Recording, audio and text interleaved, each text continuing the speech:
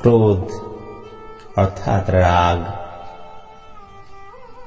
এই ক্রোধ কিভাবে সৃষ্টি হয়, আর এই ক্রোধ থেকে বা কি কি তৈরি হয়, এই সম্পর্কে ভগবান শ্রীকৃষ্ণ অর্জুনকে উপদেশ দান করছেন। আজ 2024 বর্ষের অন্তিম দিন। সেই প্রসঙ্গে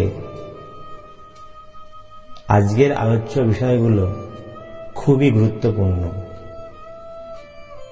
ভগবান শ্রীকৃষ্ণ বলছেন অর্জুনকে, ধ্যায়ত বিষয়ান পুংসঃ সঙ্গস্তেষু পজায়তে সঙ্গাৎ সঞ্জায়তে কামঃ কামাৎ ক্রোধোভিজায়তে ক্রোধাৎ ভবতি সন্মোহ সন্মোহাৎ স্মৃতি বিভ্রমঃ স্মৃতি ভ্রংশাৎ বুদ্ধিনাশো বুদ্ধিনাশাৎ প্রণশ্যতি। অর্থাৎ বিষয়সমূহে চিন্তা করতে করতে মানুষের তাতে আসক্তি জন্মায়।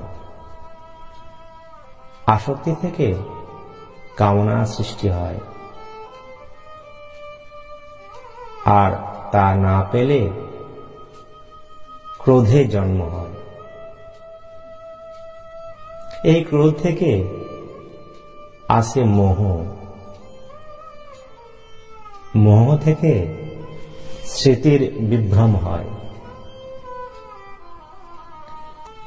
স্মৃতি বিভ্রম হলে মানুষের কোনটা ঠিক কোনটা বেঠিক সেই ভাবনা চিন্তা করার ক্ষমতা লুপ্ত হয়ে যায়, আর তখন মানুষের বিনাশ অবশ্যম্ভাবী। আমাদের শরীরে ইন্দ্রিয়ের সংখ্যা 11, 5টি জ্ঞানেন্দ্রিয়, 5টি কর্মেন্দ্রিয় এবং 1টি অন্তরেন্দ্রিয় অর্থাৎ মন। জ্ঞানেন্দ্রিয় কোনগুলো? চক্ষু, কর্ণ, নাসিকা, জিহ্বা, ত্বক। এই 5টি জ্ঞানেন্দ্রিয়ের 5টি বিষয়। চক্ষুর বিষয় রূপ, অর্থাৎ যে কোনো বস্তু বা যে কোনো প্রাণীর রূপ। জিহ্বার বিষয় রস, অর্থাৎ স্বাদ গ্রহণ করা। আর মনের বিষয় চিন্তা ভাবনা করা।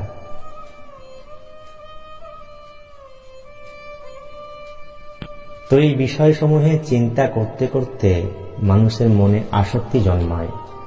আসক্তি জন্মালে কামনা সৃষ্টি হয়, আর সেটা না পাওয়া গেলে সেখানে ক্রোধের সৃষ্টি হয়। এই প্রসঙ্গে একটা উদাহরণ দেওয়া যাক। একটি ছেলে এবং একটি মেয়ে খুব ভালো বন্ধু। তারা যেখানেই যায় একসাথে বাড়ি ফেরে। কিছুদিন অতিক্রান্ত হওয়ার পর মেয়েটির মনে ছেলেটির প্রতি আসক্তি সৃষ্টি হয়। আরও কিছুদিন অতিক্রম হওয়ার পর মেয়েটির মনে ছেলেটিকে পাবার কামনা জাগে। হঠাৎ কিছুদিন পর ছেলেটি মেয়েটিকে বলে, সামনের মাসে তার বিয়ে, তুই যেন অবশ্যই আসবি। এই কথা শোনা মাত্রই মেয়েটির মনে অত্যন্ত ক্রোধের সৃষ্টি হয়। আর এই ক্রোধ থেকে কি হয়? মোহে জন্ম হয়। মোহ কি? মোহ হচ্ছে যেখানে অজ্ঞানপূর্বক কাউকে ভালোবাসা, কারো প্রতি আকাঙ্ক্ষা। যে ছেলেটি সামনের মাসে বিয়ে, সে যদি তার সাথে বিয়ে না করে আমি তার কোনো ক্ষতি করে দেব, আমি তাকে ভালোবাসি বলে। কিন্তু সেটা কিন্তু ভালোবাসা নয়, সেটা মোহ। ভালোবাসা হলে কেউ কাউকে ক্ষতি করতে পারে না। আর এই মোহের সৃষ্টি হলে স্মৃতিশক্তি, অর্থাৎ কোন কাজটা করা উচিত এবং কোন কাজটা করা অনুচিত, এই ভাবনা সৃষ্ট হয় না, লুপ্ত হয়ে যায়। আর এটা সৃষ্টি হলে, অর্থাৎ স্মৃতিশক্তি বিনাশ হলে মানুষের বিনাশ হয়ে যায়। এই কামনা, এই মোহ, এই রাগ, এগুলো থেকে মুক্তির উপায় কি? কারা মুক্ত হন? সেই প্রসঙ্গে ভগবান বলছেন, রাগ দেশ বিযুক্তস্তু বিষয়ানিন্দ্রিয়শ্চান আত্মবশ্যই বিধে আত্মা প্রসাদমধিগচ্ছতি প্রসাদে সর্বদুঃখানাং হানিরস্যোপজায়তে প্রসন্নচেতসো হ্যাসু বুদ্ধিঃ পর্যবতিষ্ঠতে। অর্থাৎ সংযত চিত্ত পুরুষ প্রিয় বস্তুতে স্বাভাবিক আসক্তি এবং অপ্রিয় বস্তুতে বিদ্বেষ করেন না। তারা অনাসক্তভাবে বিষয় গ্রহণ করে চিত্তে চিরপ্রসন্নতা লাভ করেন।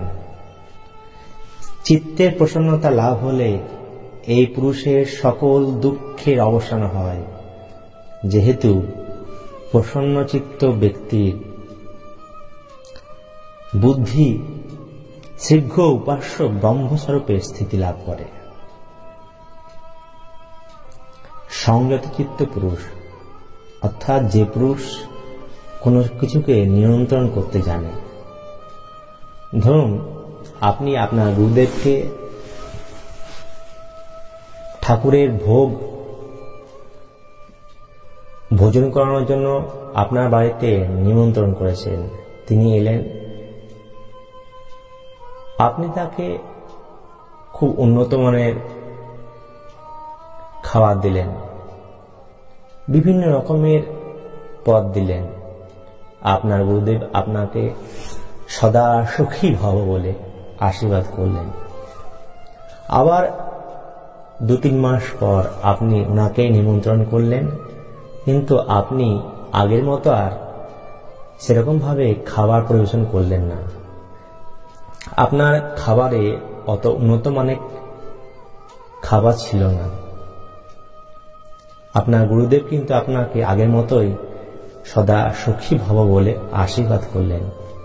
আপনি মনে মনে ভাবলেন, গুরুদেব হয়তো আমাদের সামনে আমাকে সদা সুখী ভব বললেন, কিন্তু মনে মনে কিন্তু তিনি সন্তুষ্ট হলেন না।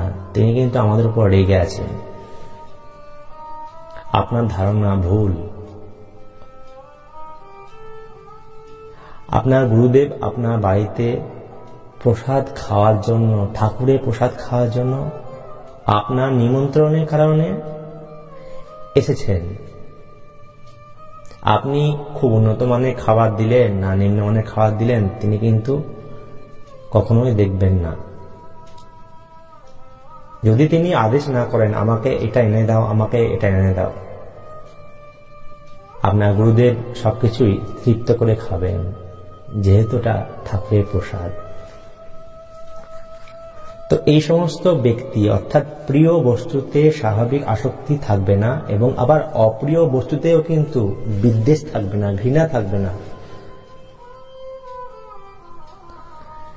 এই সমস্ত ব্যক্তিরা কি হবে? এই সমস্ত ব্যক্তিরা রাগ দেশ বিমুক্ত হয়ে শাস্ত্রে যেগুলো বলা আছে সেই সমস্ত বিষয়গুলো অর্থাৎ অন্ন পানাদি গ্রহণ করবে। আমরা আশা করব আমাদের সকলের আগামী 2025 বর্ষ খুব ভালোভাবে কাটবে। আমরা রাগ দেশ কামনা বাসনা ইত্যাদি মুক্ত হয়ে বসবাস করতে পারব। কারোর প্রতি হিংসা করব না। ধন্যবাদ।